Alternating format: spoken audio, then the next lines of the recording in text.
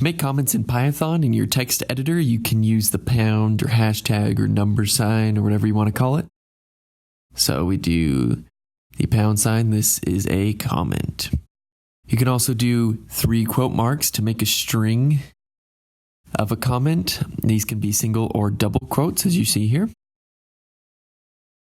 And also, if you want multiple lines, you can hit return or enter and keep typing for a multiple line comment.